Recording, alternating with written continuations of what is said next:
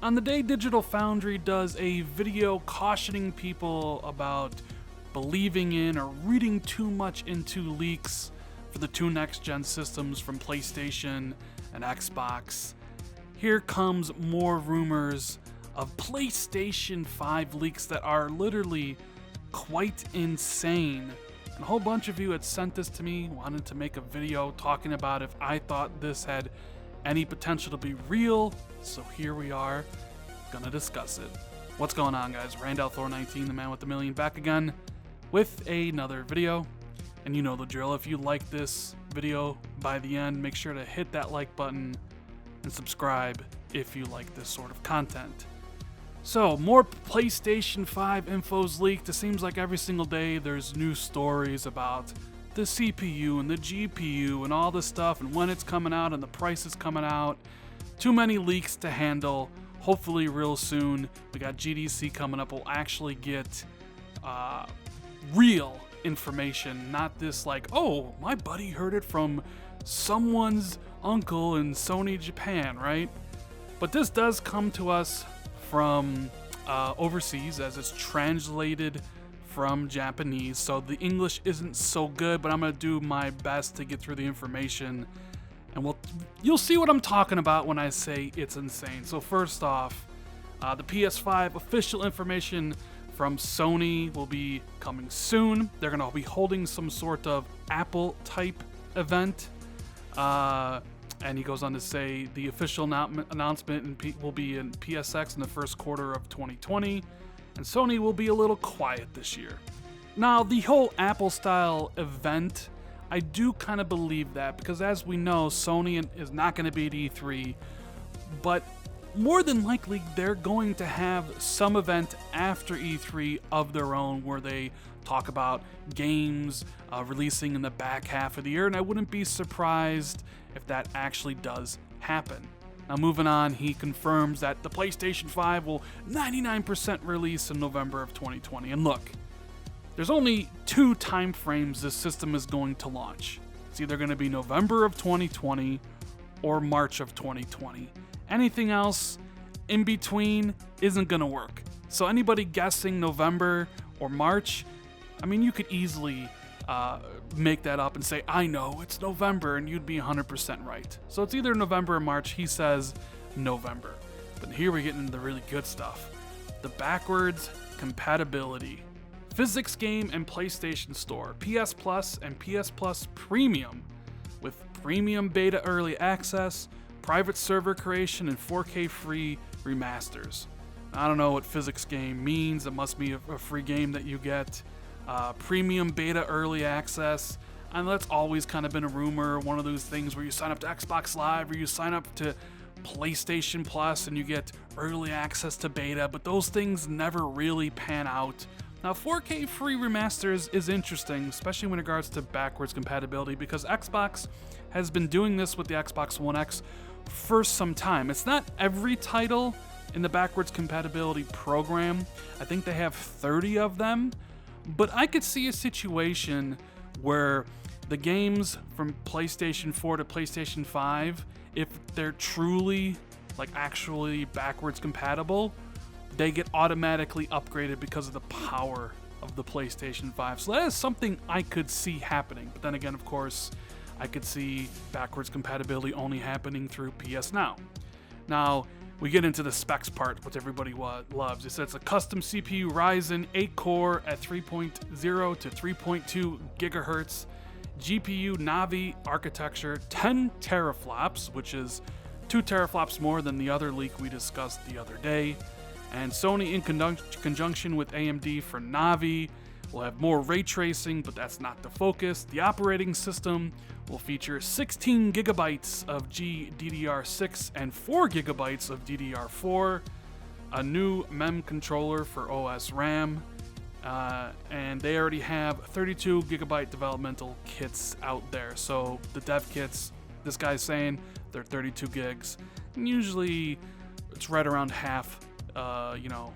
It's usually 100% more than what the retail units are. So if he's saying it's 32, it means it's 16. Now, 10 teraflops, I can believe.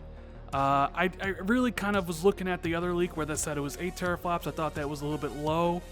And with everything Mark Cerny has said about how much power you need to actually do native 4K, 10 teraflops seems about the target that I think the PlayStation 5 is going to come in at. But honestly, it's not too hard to guess that. Right? It's not too hard to compile a lot of this information and make it look legit, which is why a lot of people believe this stuff, right?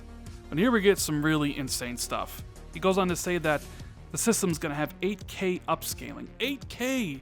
8K! We're barely going to be able to get systems that can do 4K, and suddenly the PlayStation 5 is going to do 8K upscaling. I think that's ridiculous, even though, Gran Turismo had that upscaling thing like a month ago or whatever. I don't believe the PlayStation 5 is going to be able to upscale games to 8K. It goes on to say a 2 terabyte hard drive, which, if the focus on digital is ever increasing, I could see Sony having a big hard drive in there. Although, do they want to go with the SSD like Xbox is going to go with?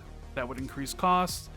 Some NAND Flash 2020. Goes on to talk about the PSVR 2. Resolution boost, 90 to 120 hertz, 220 field of view, eye tracking. It's all kind of like weird because it's Japanese translated English, so it goes some fovate rendering. I have no idea what that means. Wireless headphone integration, less movement, no breaker box, cable management for much less, AAA games. Focus on VR, and the price for that PSVR 2 will be $350, which is still quite expensive in my opinion. Price for VR really needs to be around $200.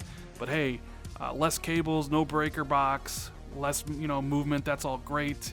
I'm really interested in seeing how VR pans out in the future. I like the tech a lot, but man, I do get headaches quite often.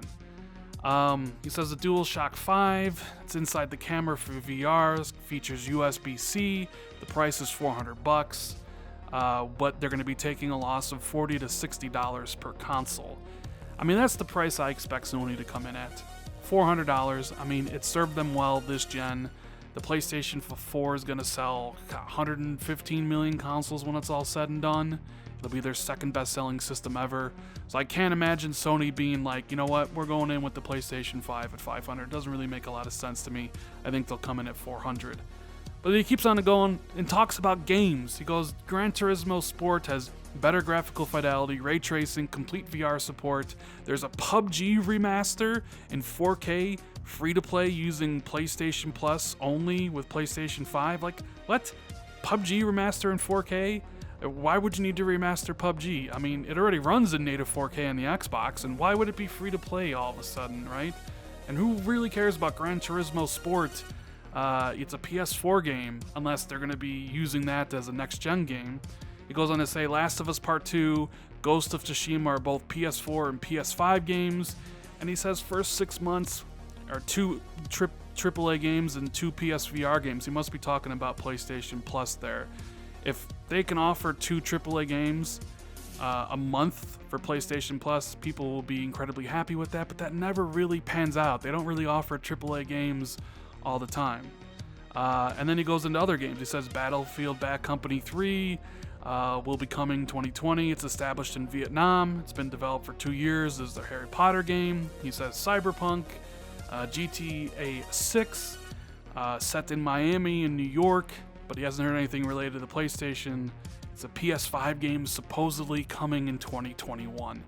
So now you can see why I titled the video the way I did. Insane PS5 leak. Too good to be true. I know a lot of people want this to be true. The $400 price point I can see being true. The 10 teraflops I can see being true. Even some of the stuff about PSVR 2 I can see being true, but I don't know. Some of this other stuff is just ridiculous. The stuff about the games and the PUBG remaster. It's like when you read this stuff, it's like some of these things sound good because it's in the ballpark. You can go and read forums like Reset Era and get a approximation of what you think the specs could be, so you make it seem legit, and then you throw in things in here that are just completely ridiculous that nobody would ever believe. And it's just like, so when you read it, you're like, man, this is completely BS, but some of it still could be right. We know there's going to be using Navi and Zen and it's gonna be a powerful system, and it's all this other stuff. But I just thought it was funny that this came out today on the same day that Digital Foundry was talking about being careful with the leaks, because there's going to be a lot of them. You know, GDC's coming up, and a lot of devs are going to be briefed on it. Z Huge has said that there are dev kits out in the wild now for the PlayStation. He's heard good things about it. So we're going to be getting a lot of information about next-gen hardware. So if you enjoy this type of stuff, make sure you subscribe to the channel. But I really think most of the stuff here is BS. It's too good to be true. But if it does end up, you know, coming true, then PlayStation's probably going to be a pretty damn powerful system. But for now, fake. At least the vast majority of it. Anyways, guys, that is the video. I hope you enjoyed it. Let me know what you think in the comments below. If you enjoyed the video, make sure you give it a like, share this out on Twitter or Facebook with a friend, hit that sub button if you're new, and hit that notification bell located right next to the sub button if you always want to be notified immediately when I drop a new video. Thank you guys so much for watching. I greatly appreciate it, and I'll see everybody in the next video. Later, guys.